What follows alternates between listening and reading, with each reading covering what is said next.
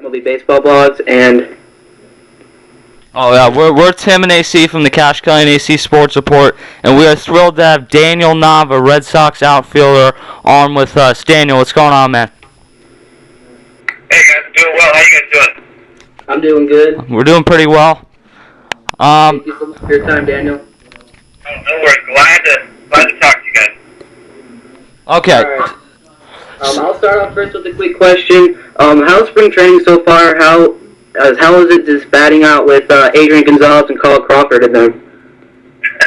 So spring training is my first big league spring training, so it's fun because it's a lot of new stuff, and anytime you do something, for the first time, it has that special kind of feel to it. But being around those guys, you get to see a lot of what makes them great, how hard they work. Carl busts his butt, and I have an example after one of the games. He wasn't happy with how he played, so he went out of one of the backfields and did like 6 or 7 sprints after the game and hit the cage right after. So seeing what makes some guys who are some of the best players in the game at their position do what they do only inspires you, makes you kind of look at yourself and say, what can I do better?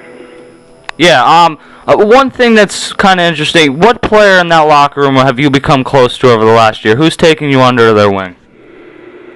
Ooh, that's a good question, and I guess I'd answer it by saying, this sounds kind of funny, but a lot of the guys lead by example.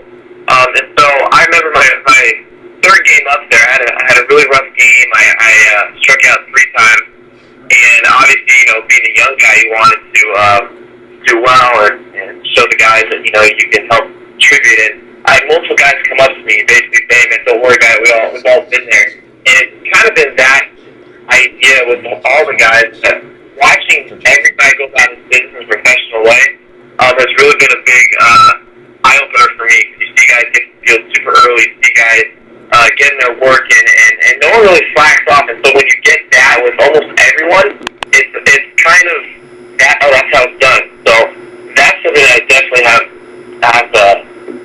paid attention to. A guy who's also been a new guy to talk to Brandon and JD. He's been around the game for a while, but I've talked with almost every guy at some point along the way. I mean, guys from Darnell to guys kind of long journey, kind of like each of mine in a sense. It's been a different sort of journey. I've been able to talk to him and see what kept him going. So every guy has had a little different effect on him. Yeah, I really like. You're actually one of my top favorite players in the Red Sox organization. I just hope you have a great season this year. I heard you're going to be in the bench role. Are you in the bench role, or are you going to start off the season in the minors, or? They haven't told me, but if you just look at what we have, I wouldn't be surprised if I start off in the minors. Just because just as well as I do what the outfield situation is, and if that's where I start, that's where I start. In all reality, I have to go out and do my job before anything could even take place. Because the Red Sox, they just don't hand out positions, as you well know. So, but no, they haven't said this is where you're going to start. It's just going into spring training, competing as best I can, and leaving it at that. Yeah. I had a question. What went through your mind when the Red Sox called you and said you have a shot up in the majors? What went through your mind? Were you happy? I bet you were. So what was going through your mind? Oh, yeah. Obviously, I was really happy. But how things worked out with the call is I wasn't sure if I was going to be activated or not. So there was a period of hopping on the plane and just knowing that I could go up there and then they may not need me and could be going back to Pawtucket, or going up there and being activated and not playing. So all these options were kind of going through my mind, and I really didn't know what to think, but I initially thought, you know what, at least I'm going to get the chance to have the opportunity, and so I was just excited for that. And then if actually something came of it, then so be it. If not, no worries. But that's kind of how things went. That's what I was thinking. Yeah, that's cool. Are the Red Sox, in your opinion, the team to beat this year? Oh, they definitely we've done a good job of getting as you well know, a lot of guys to help bolster an already pretty strong roster with Donzo and CC and Arms in the bullpen. Gosh, it's a good lineup, and then I mean, you guys know what I'm saying. There's a lot of other good teams out there, and it's going to be interesting to see how things play out. I mean, as you know, what happened last year. Hopefully, you can stay away from injuries and stay healthy. And I think it should be really exciting to see what the lineup produces, both not only on the offensive side, but also like the pitching and the defensive side as well. It should be really exciting. Yeah, we're actually Phillies fans, so it's going to be fun to see this next season. And another team that's considered a contender annually is the Yankees. The Red Sox, obviously, team-wise, hate the Yankees, but do you feel that the players hate each other on a personal level, where if you got these guys off of the field, they couldn't work together? That's not the feel I got. Granted, being my first season up there, I could be wrong, but that's not the feel I got. I think there was a lot of respect for the other players and understanding that they are good players, and I didn't get that feel. I think it was just more of a knowing that that's a good team out there on the other side of the diamond, and you want to do everything you can to beat that team, but I don't think anyone, at least from what I gathered, took it personally. I definitely didn't take things personally and going out and trying to do anything of that nature. Yeah. I got a quick question. When you were at your first at-bat, you hit that grand slam against the Phillies.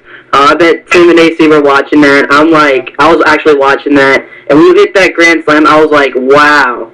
What went through your mind when you hit that? And when you got to home plate, what was going through your mind when you did a roll call with the hat and everything to the crowd? What went through your mind?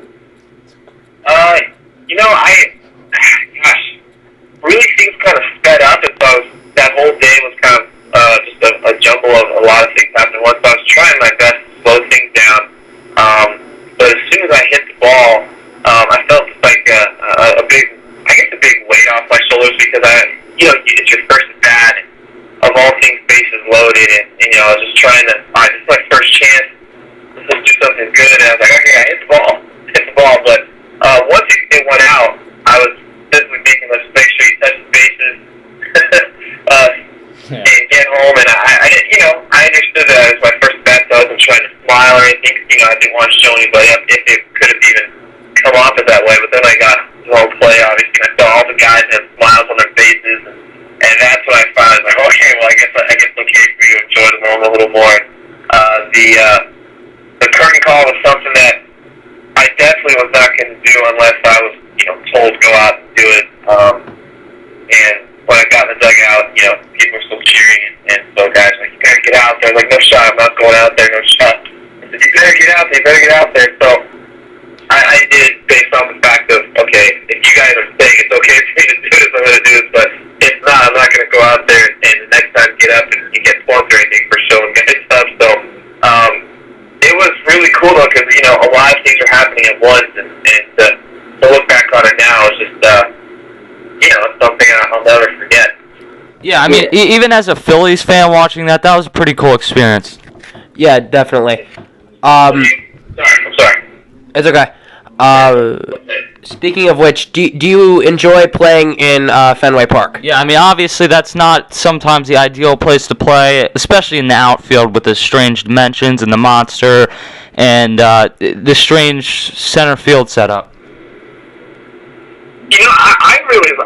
I love it because one thing that it definitely made me do is I learned a lot just about going back to checking on the little things in the game, looking at the base running, looking at who's running, what kind of runner are they, who's hitting, what kind of hitter are they, what are their tendencies, and that was something that kind of brought me back almost to the times when you first start playing it. You got to know where to throw the ball and all this stuff. I know it sounds funny, but the wall changes that, and so it got me, I guess, thinking again, because so many times now, you just kind of are able to react. You've done it 1,000